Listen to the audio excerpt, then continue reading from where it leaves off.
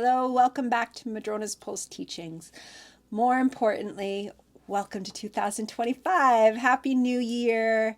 I wanted to make a video firstly just saying Happy New Year to you, and secondly, just giving a little few more words to this incredible astro conversation that is going on inside of us, outside of us, both at the same time. Literally, as we come into this 2025, it really is pretty incredible that this calendar year is aligned with this second Mars-Pluto opposition. So I just want to say a little bit more about this because I also think it's really important to be mindful of this energy as we're coming into 2025, especially if you're someone that does do intentions or resolutions or whatever your New Year practices are, because the astrology of this moment really says that we are in a process.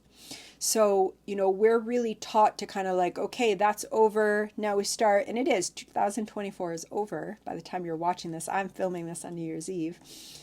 And yet, as we come into 2005, we're like, okay, new beginnings, new starts. And yes, that's part of our kind of meaning-making system as working with the calendar year.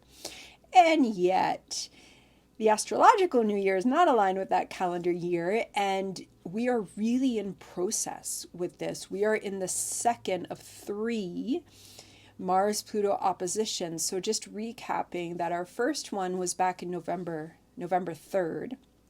You might recall that a lot was going on around November 3rd. And at that time, we had Mars in Cancer and we had Pluto in Capricorn. So we are literally in a new reality from back then. And now we have Mars retrograde at that first degree of Leo, opposite Pluto in Aquarius. And this is exact on the 3rd. The 2nd and the 3rd of January really bring us into this energy. And there is something being literally having the opportunity to be reprogrammed within ourselves, okay? And that is what this Pluto is offering this Mars. And Mars is in a position to be reprogrammed, to unlearn, to let go of. In some ways, that's wonderfully aligned with, okay, we're letting go and we're beginning again with this shift of the year.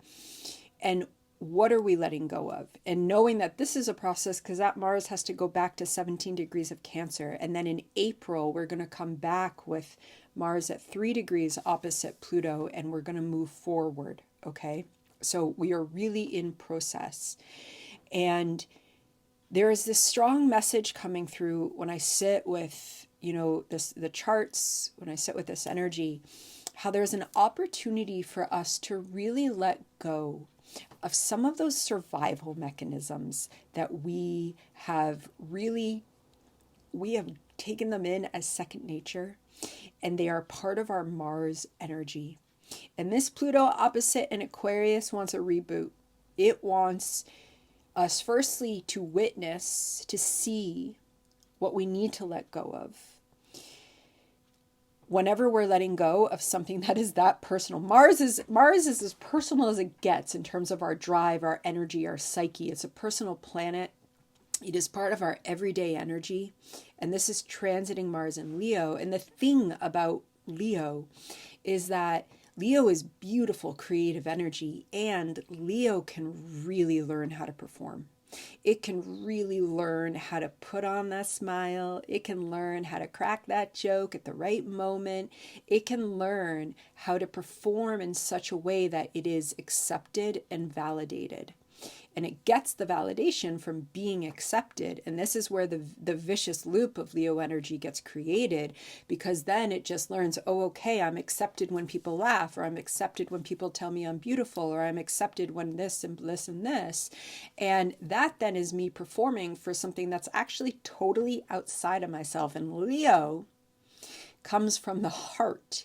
It wants to actually manifest this external version of me, or the energy going into my creative projects or life and or children, however it's happening, through my own creative drive connected to the divine. And so that's the vicious loop. And it's also part of the Leo survival mechanism. And so this is for all of us in Leo. Okay, so what we can look at, and Pluto's in Aquarius. Pluto is wanting to unearth the ways in which we have not been our authentic selves, the ways in which when we don't live by our authentic calling, we perpetuate societies and social systems that aren't there for the benefit of humanity. And so this isn't very personal though, because it's that Pluto talking to our Mars.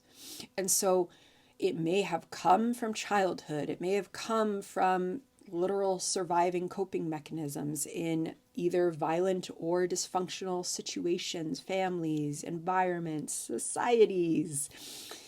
And yet we are on the brink of entering in 2025 a new reality that's going to extend into 2026, the formation of the structures of that reality. That is what the Saturn and Neptune going into Aries are going to open for us. And so it's kind of like aligned with this calendar year. Okay, we start the year out and there's something that we need to shed. And this is also perfectly in line with coming out of that Capricorn new moon that we literally closed down 2024 with, which was a very yin moment and really did have energy with Saturn of shedding. And now that shedding takes on a different color, a different flavor, a different situation, but it's all related because it's all psyche. And this is where the archetypes are they're all related, and there's so many different layers to listen into and feel into and hear. And this is why astrology is a lifelong practice of really just getting quiet enough to hear all the layers speaking through the chart. And it's about our drive. It's about how we have used our masculine energy within ourselves. It's about how we may have been performing in certain ways. You know, it's so interesting to use the word authentic because we currently live in an age when social media blows up of people kind of putting their authentic brand out there, but that brand is meticulously crafted by an entire team who has one thing in mind, and that is profit. And yet that word authentic, it gets like, it's so overused. And yet we're talking about Aquarius. We're talking about the archetype of authenticity, which literally, I mean, this is the irony of social branding around authenticity, because the Aquarian authenticity is about breaking paradigms. It is about, that's Babes giving you like, did you see the way he just looked at you? Be authentic. Where is your authentic self?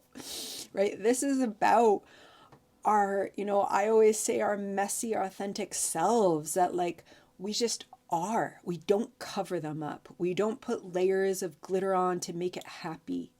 Pluto in Aquarius, it doesn't cover things up. It strips it down. It gives us the rawness of life, and it teaches us to appreciate that as ourself. And then from there, call in our pod. Call in the like-minded souls who are here to do the work with us. It might be for a week. It might be for the rest of our life. It might be for a year. We're all on these shifting, ebbing flow trajectories, and we come in with people and then we go like this, and sometimes we come back or we just go into different paths. But as we're ongoing in this non-linear way, we become our authentic selves, and that does call in different people to us. And so all of this is present this first week of 2025. Okay? And so you might have moments when you're called in to seeing, okay, I don't want to perform that way. I don't want to smile and crack a joke and be this. I want to express myself as I'm really feeling, or I want to go over here and just be with myself and see what my creative drive wants. I want to just spend some time feeling into that. Okay, this is some of the energy that we're coming into. And then Mars, January 6th, is going to go into Cancer, and we are going to go on journeys of self-discovery around nurture and self-care. And so if we are setting intentions, if you are setting an intention, I highly recommend self-care, coming into a new embodiment of what that even means, maybe finding its way in there, because we're starting the year off with Mars heading into Cancer after this great entry with Pluto. And so there it is. There's a little more astro. I always think it's going to be like 3 minutes and then it's 10 minutes, but there's so much to say about it all. I am filming this on New Year's Eve, so I also really just want to say thank you. Thank you for being part of my channel, part of the Madrona's Pulse community. Thank you for listening, subscribing, folks that have readings with me. I've got like an unending gratitude because I absolutely love the 2 hours that we spend together. For me, it is a sacred gift, this calling. It comes with a lot of responsibility and it's also a gift. And so thank you to clients. Thank you to folks in the Patreon realms. I know I already thanked you, but I'm thanking you again. And I am full of gratitude on this New Year's Eve. I hope it's fully there. New Year's Day. We never know how we're going to shift and ebb and flow as we move through these thresholds. And I will see you soon. New Year's blessings. Bye-bye.